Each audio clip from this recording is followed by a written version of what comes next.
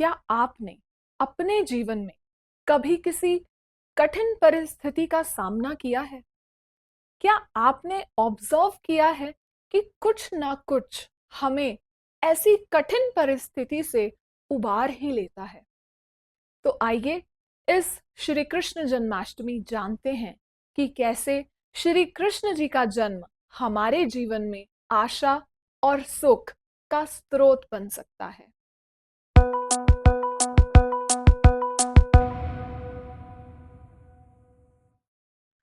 नमस्ते, हरि बोल। मैं विजयलक्ष्मी आप सभी का पॉजिटिव हिंदी के इस नए एपिसोड में स्वागत करती हूँ। आशा करती हूँ कि प्रभु की कृपा से आप सब अच्छे होंगे।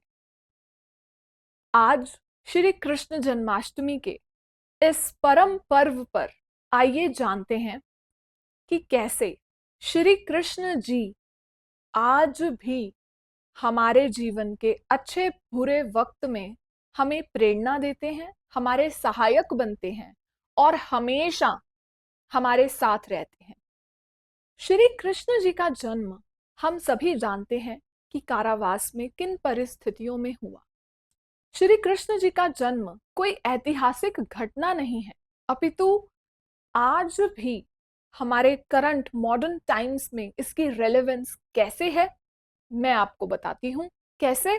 हमारे शास्त्रों में लिखी बातों से हमें पता है कि जब कृष्ण जी का जन्म हुआ तो केवल दुनिया में अंधकार ही था और कृष्ण जी एक रे ऑफ होप, आशा का प्रतीक बनकर प्रकट हुए। देखिए, उनके माता पिता वसुदेव जी, देवकी जी के ही भाई कंस के द्वारा वो बंदी थे, बंदी गृह में थे। और इतने डार्क टाइम्स, इतने अंधकार में, ना सिर्फ फिजिकली कि वहां पर बहुत अंधेरा था, बट वो उनके जीवन के बहुत डार्क क्षण थे। जैसे हमारे जीवन में भी डार्क टाइम्स होते हैं, सबके जीवन में उतार चढ़ाव, हंसी खुशी लगी रहती है। तो डार्क टाइम्स में कृष्ण जी प्रकट हुए। ये हमें क्या दर्शाता है कि जब हमारे जीवन में भी डार्क टाइम्स आते हैं तो प्रभु प्रकट होते हैं, जन्म लेते हैं। इसलिए आज भी हम पूरे हर्ष और उल्लास के साथ श्री कृष्ण जन्माष्टमी का उत्सव मनाते हैं। जैसे देवकी जी और वसुदेव जी को कंस ने बंदी बनाया हुआ था, हमारे जीवन में भी आज भी कंस है। वो कौन है? हमारी चिंताएं, स्ट्रेस, हमारा डर, कोई असफलता, करियर की टेंशन, ये सब क्या है? हमारे जीवन के कंस। तो कंस का संहार किसने किया? श्री कृष्ण ने। तो हमें जीवन में कंस तो हैं, different, it varies person to person, हर एक के जीवन में डिफरेंट डिफरेंट अलग अलग कंस हैं। और कंस का संहार किसने किया? श्री कृष्ण ने। तो हमें क्या करना है? श्री कृष्ण को अपने जीवन में लेकर आना है, उनको अपने हृदय में सजाना है। और कृष्ण जी का जन्म देखिए एक कैद खाने में हुआ। वो क्या दिखाता है कि इवन इन डार्क टाइम्स, एक जेल में भी अगर प्रभु प्रकट हो रहे हैं, तो जब हमारे जीवन में भी निराशा के पल आते हैं, अंधकार छाता है, तो हमें घबराना नहीं, केवल श्री कृष्ण का चिंतन करना है, सुमिरन करना है और श्री कृष्ण हमारे उन क्षणों में हमारा साथ देंगे, वो स्वयं प्रकट होंगे और जन्माष्टमी का उत्सव हमारे जीवन में निरंतर बना रहेगा। एक बहुत और अच्छी चीज है कि कृष्ण जी, अगर आप उनकी बाल लीलाएं कभी पढ़े हैं या सुने हैं तो आप जानते होंगे मुझसे बेहतर कि कृष्ण जी बहुत नटखट हैं। बाल लीलाओं में हम देखते हैं कि कैसे कभी वो अपने गोपी के घर जाके माखन चुरा लेते हैं, कभी कोई शरारत करते हैं, कभी कोई शरारत करते हैं। और भगवान जी को जब हमने उनकी लीलाओं में देखा तो वो छोटी छोटी चीजों में खुशी ढूंढते हैं। लास्ट टाइम अगर मैं आपसे पूछूं कि लास्ट टाइम ऐसा कब था कि आप अपने मम्मी पापा के पास बैठे हों, अपने बड़ों के पास बैठे हों और आप खुश हुए हों, आपने एक्चुअल रियल हैप्पीनेस का अनुभव किया हो? ऐसा कब हुआ कि जेन्युइनली, कोई बहुत महंगी चीज लेकर नहीं, बट जेन्युइनली अपने फ्रेंड्स के साथ, अपने बड़ों के साथ बैठकर, अपने परिवार वालों के साथ आपने हंसी ठहाका किया हो, आप एक्चुअल में वो रियल हैप्पीनेस फील किए हो? तो आप पूछिए खुद से कि हम बहुत बड़ी बड़ी अकॉम्प्लिशमेंट्स के चलते छोटी छोटी खुशियां, उन्हें एंजॉय करना, सिंपल मोमेंट्स ऑफ लाइफ, वो भूल रहे हैं। तो भगवान जी अपनी लीलाओं से हमें यही तो याद करवा रहे हैं कि देखो, जब वो बहुत छोटे थे, माखन लेकर वो खुश हो रहे हैं, हंस रहे हैं, यशोमती मैया के साथ वो नटखट लीलाएं करके खुश हो रहे हैं, गोपियों के साथ वो मुरली बजाकर खुश हो रहे हैं। वो हमें क्या दिखा रहे हैं कि देखो भाई, ये जीवन चक्र में छोटी छोटी चीजों में खुशियां ढूंढ लोगे तो श्री कृष्ण की तरह खुश रहोगे। अगर काल चक्र में फंसे रहे कि अभी नहीं हंसूंगा, जब बहुत ज्यादा ये हो जाएगा तब हंसूंगा। जितने भी मोटिवेशनल स्पीकर्स हैं अगर आप सुने, ना सिर्फ भारतीय बट वेस्टर्न वर्ल्ड में भी, वो सब क्या कहते हैं? Just live in the moment. अपने सर्कमस्टांसेस कुछ भी हो उन्हें एम्ब्रेस करो, इस क्षण में रहो, प्रेजेंट मोमेंट में रहो, छोटी छोटी enjoy and celebrate little victories, छोटी छोटी खुशियों को, छोटी छोटी सफलताओं को खुश रहना सीखो, उन्हें सेलिब्रेट करो। तो जब हम बहुत फैंसी वर्ड्स में इन सब चीजों को सुनते हैं, हम कहते हैं सी आई सॉ दिस वीडियो, मैंने ये वीडियो देखी, उसमें ये देखो ये स्पीकर ऐसा ऐसा बोल रहा है, ऐसा। हमारे ग्रंथ बोल रहे हैं सेम चीजें, हमारे ग्रंथ बोल रहे हैं, लेकिन हम तब फ्लिप हो जाते हैं। हम कहते हैं नहीं, हमें प्रूफ चाहिए, ये चाहिए, वो चाहिए। हम किसी भी मोटिवेशनल स्पीकर का, उनका बैकग्राउंड, उनका वो सब नहीं देखते कि एक्चुअल में वो ये जी रहे हैं क्या, वो जो कह रहे हैं क्या ये वो खुद जी रहे हैं। बट कृष्ण जी जिन्होंने जिया, एग्जाम्पल के तौर पर हमें दिखाया खुद जी कर, हम वो नहीं स्वीकार करते।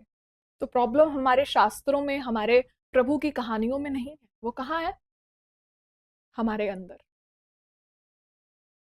तो छोटी छोटी चीजों में भगवान जी ने अपनी लीलाओं में हमें दिखाया है कि उन्होंने खुशी खोजी, उन्हें मिली, और हम भी वैसा ही करें। अब देखिए एक बहुत अच्छी एक और बात, कि जब कृष्ण जी बड़े हुए तो नटखट लीलाएं तो उनकी हमने पढ़ी। जब वो बड़े हुए ना, तो उन्होंने अर्जुन जी का युद्ध भूमि में मार्गदर्शन किया, उनके गाइड की भूमिका निभाई। इससे हमें क्या सीख मिलती है? जो महाभारत है ना, वो केवल कुरुक्षेत्र की युद्ध भूमि पर ही नहीं हुई। आज भी महाभारत हो रही है। पता है कहाँ? यहाँ, हमारे हृदय में। हम चाहते कुछ और हैं, पाना कुछ और चाहते हैं, हमें मिलता कुछ और है। तो क्या होता है? युद्ध हमारे मन में, कि नहीं मुझे तो वो चाहिए था, मुझे ये मिला।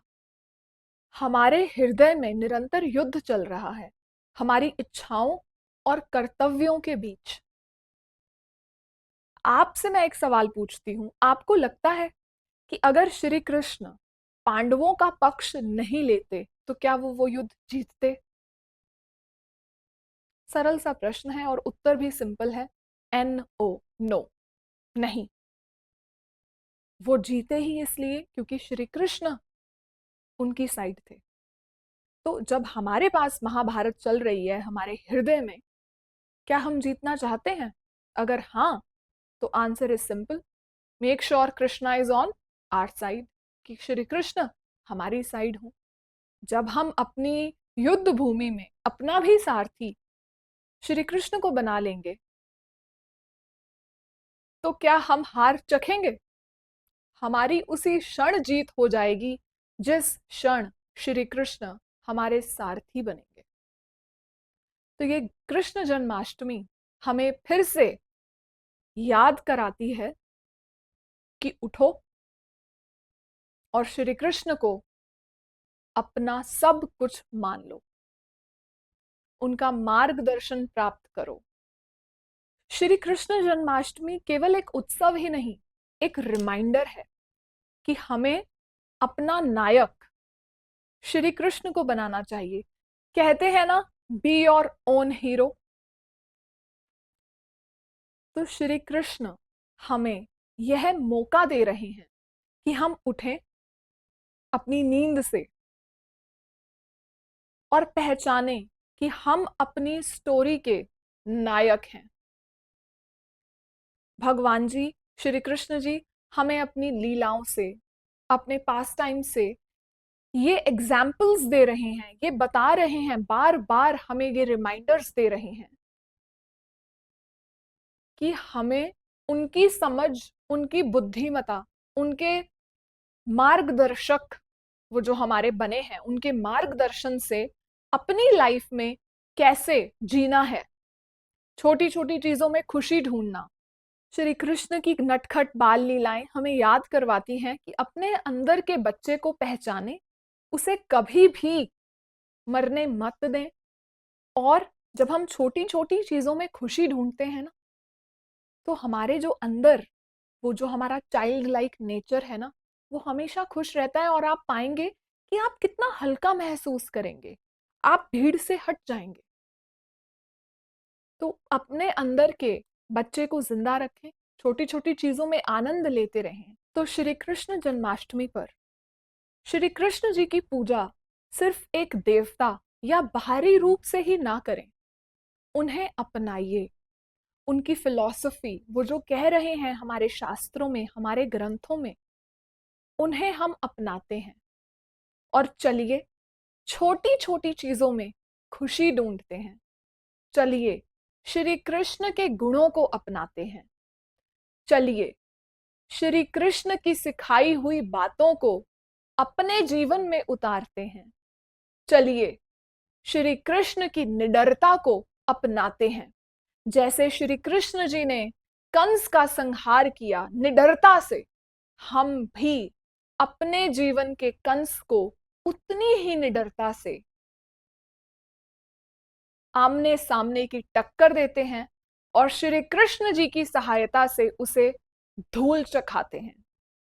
चलिए जन्माष्टमी को एक दिन का नहीं, हर दिन का एक उत्सव बनाते हैं।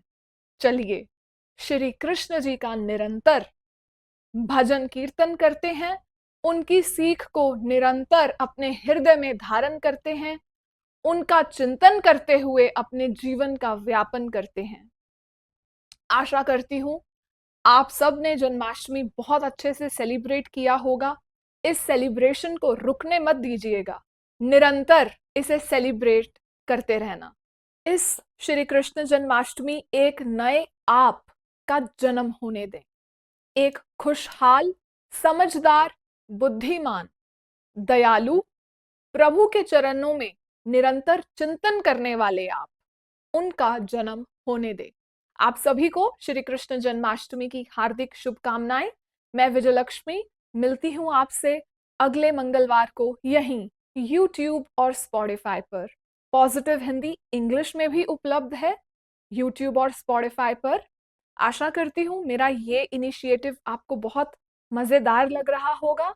कृपया मुझे अपनी प्रेयर्स और ब्लेसिंग्स में याद रखिए, अपनी ब्लेसिंग्स देते रहिए। मैं मिलती रहूंगी आपसे हर मंगलवार को। मुझे कमेंट्स में जरूर बताइएगा कि अगले एपिसोड में आप क्या सुनना पसंद करेंगे।